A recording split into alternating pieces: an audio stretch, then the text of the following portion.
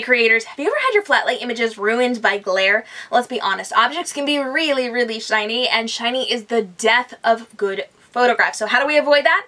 Well, as a professional photographer, I'm going to bring you some tips and tricks today on avoiding glare. But if you've ever had your photographs ruined by glare, I want you to type "I hate glare" in the comments below. Let me know that this has happened to you. It's definitely happened to me, and along the way I've learned some great ways of avoiding glare in your imagery. So here's the deal.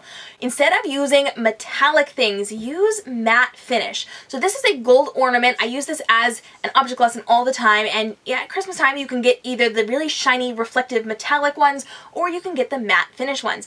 Always buy everything in matte finish. If you look at my bookshelves, you're actually going to see I have a lot of gold objects here, but they're all matte finish. None of them are reflective and none of them glare like a mirror back at me. If you use those reflective ones, that is going to be the death of your image because it's going to show you taking that photo in it. But if you use the matte finish ones, it does not reflect you in your imagery and saves your images. So always use matte finish instead of that glossy metallic finish. Now you can also angle your object. So if you're working inside of an image and you are creating a really good flat lay and something is glaring, find something to prop it up a little bit. I typically go to a store and I will buy mechanical pencils that have those refillable erasers in them, and I use those teeny tiny erasers just to prop up my object. So let's just say for a minute that you are creating a picture of an iPad, and that iPad is straight down and it's glaring because of your light. All you're going to do is lift up one end of it with that eraser and tip it at a slight angle. If you need more than that,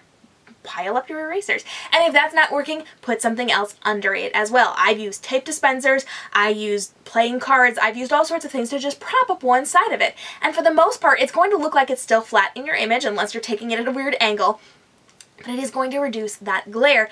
And then you want to make sure that you're taking away anything that is causing that glare. So any light sources that aren't necessary to your image that could be reflecting. So if you're near an extra window and you don't want that in there, you're going to move away from that window. If you have some extra lamps going on, you might turn those off and just focus on the one type of light that you are using, preferably natural light. Check it out here why that is the most important light to use as opposed to artificial light. But you want to make sure that you are removing extra light sources so that they do not glare on your objects. So moving them at different angles and then making sure you're not using glossy finish, you're using the matte finish is really going to help you out. Now, I know you're wondering because you guys have been asking, I do have one more thing for you. Go ahead and subscribe and hit that notification bell so that you are notified every single time I make a new video, because this next video I'm making for you, the best thing, this is what you guys have been demanding since this series started. So here's the deal. I am going to be telling you where I get my props. I'm going to be telling you stores, I'm going to be giving you examples.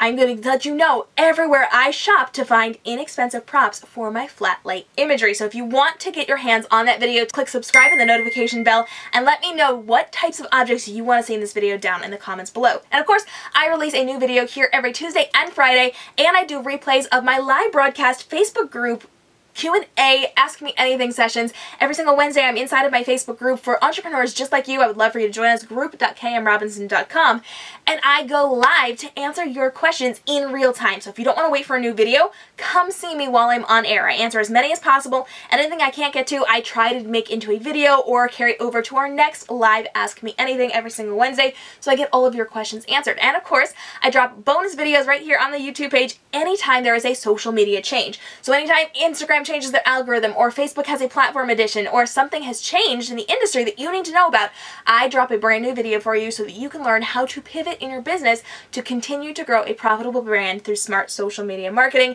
And I let people in my group know first. So you make sure that you want to, or if you want this information first, make sure you join the group and you subscribe and hit that notification bell so that you don't miss a thing, so you can always work with what social media is doing, because it's an ever-changing thing. There's changes almost daily at this point. So come join me for all of the new information on how you can be successful through your social media branding. Thanks so much for joining me. I'll see you in the next video where I'm talking all about where I buy all of my fabulous props for my Flatlay images. I'll see you over there. Until then, have a great day and stay inspired.